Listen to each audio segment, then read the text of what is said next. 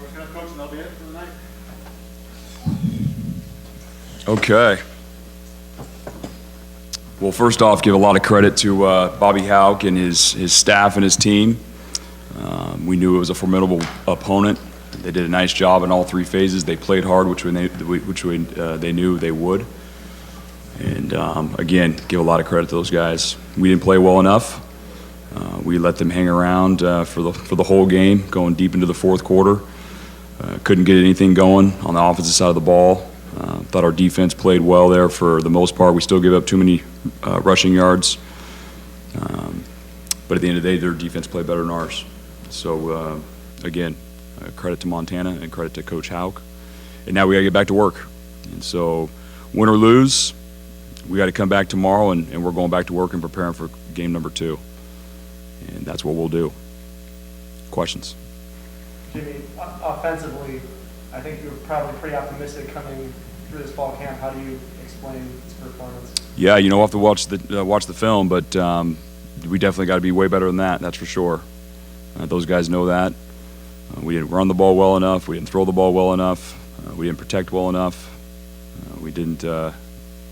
We had some opportunities with short fields. Our defense did a good job of stopping them backed up, and we would start our possession on their side of the field on the 40-ish, right around there, and to come away with no points is unacceptable. And so we're going to have to go back to work tomorrow and get that done. How disappointed were you that the offensive line didn't control the line of scrimmage? Yeah, again, I got to go watch the film of what exactly happened. It's not just all on one unit or one player. It's collective. If we're not able to throw the football, then they can have everybody up there to stop the run, and vice versa. So I'm not going to put it on one unit. We got to go look at it, and so that's what we'll do tomorrow as we look at the film. How would you evaluate Dylan's performance, and did you ever consider changing quarterbacks? Did not consider changing quarterbacks, no. And again, the evaluation of it is going to have to go back to when we watch the film. Overall, as I looked at it, I saw him putting the ball on some guys. We got to catch the ball better. And then I did see, obviously he was getting harassed a few times, and he had a lot of pressure in his face. But again, a more deep dive into the evaluation of him is going to have to happen when we scour the tape. How much did that change the game plan, either before or the game plan within the game? Yeah, again, we're not going to make any excuses. Montana they played better than we did, and we got to make sure if there's any deficiency in any area on our team that we're ready to cover up for that. And we didn't do a good job tonight of doing that.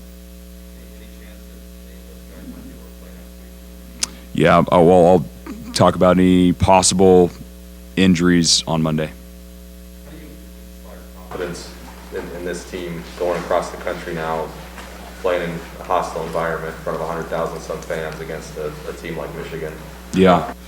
Well, just feeling the guys in that locker room, I know this is going to sting. This is going to sting all of us. And you could feel that the way the guys were interacting in the locker room. And I don't think we didn't lose confidence. We just know we got to play better. We got to play better. There's going to be more of an urgency, obviously, to get things done. And then us as coaches, we got to coach better.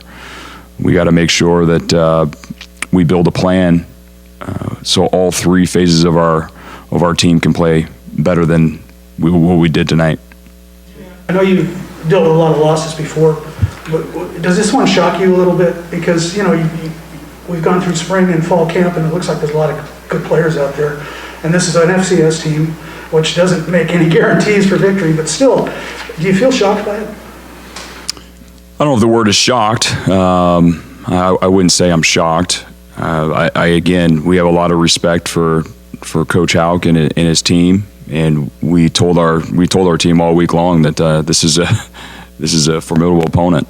This is going to be it's always one of the top opponents in the FCS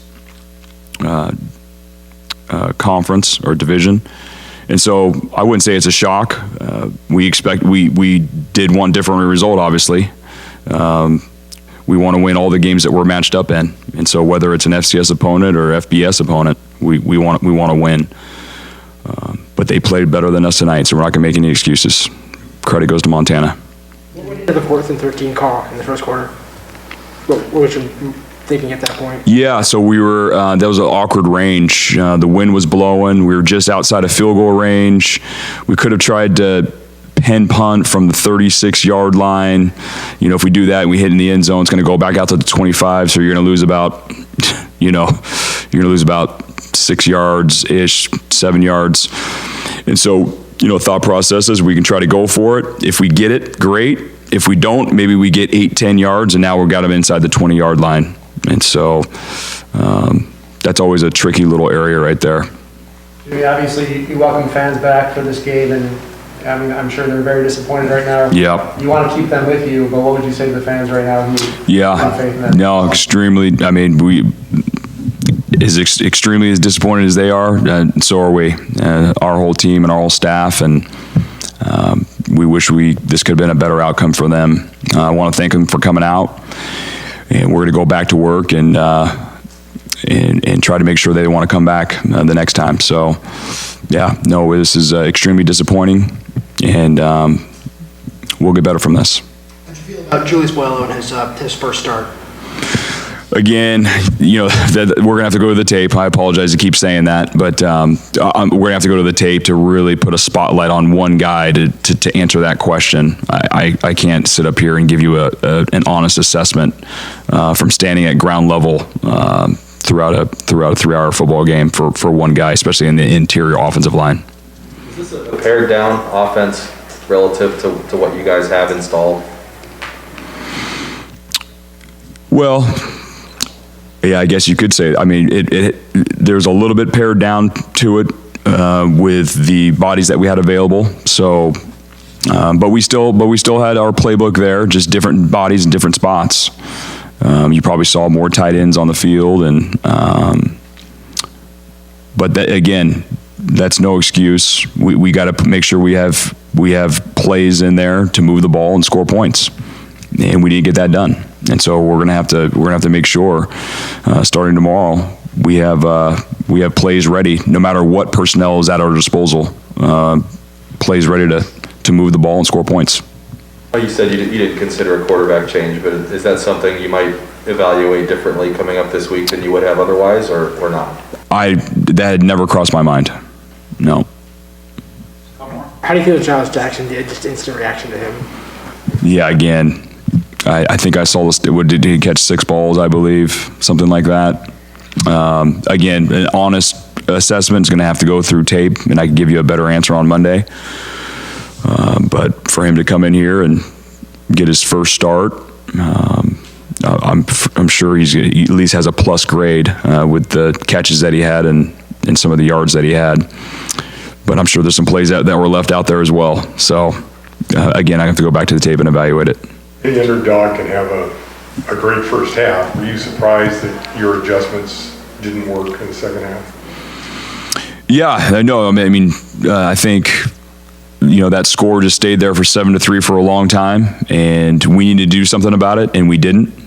We had some short fields. Our defense stopped them. Short fields. We couldn't move the ball, and one time we got in field goal range and we almost hit it. We just pushed a little bit right to try to get that thing to 10-3. But yeah, no, it's extremely disappointing that we weren't able to put points on the board for such a long period of time. And I think the longer that happens, the longer you let your opponent hang in there, they're going to gain confidence in your house, and all of a sudden they start believing that they can get this thing done. And so we allowed that to happen. Jimmy, how hungry are the guys in the locker room ready to go back to work tomorrow? Ed Fuan talked to us and he said, the next game is what they're focusing on. So just kind of the mood of the locker room for the guys ready to get back to work tomorrow. What's the question? Just what is the mood of the guys in the locker room in terms of getting past this and getting ready to go to work tomorrow? What's the mood in the locker room to get past it? Focus and determination. Well, the mood is everyone's not very happy right now. That's the mood. And then the attitude when they wake up tomorrow morning is to get back to work. And that's what we're going to do. And that's what's going to make us feel better. That's going to be the therapy to get us better. And,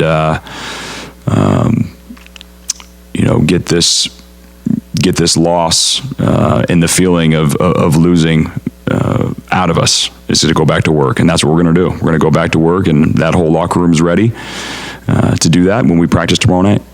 Were you expecting that much pressure from Montana defensive line in that? Yes. Yep. All right.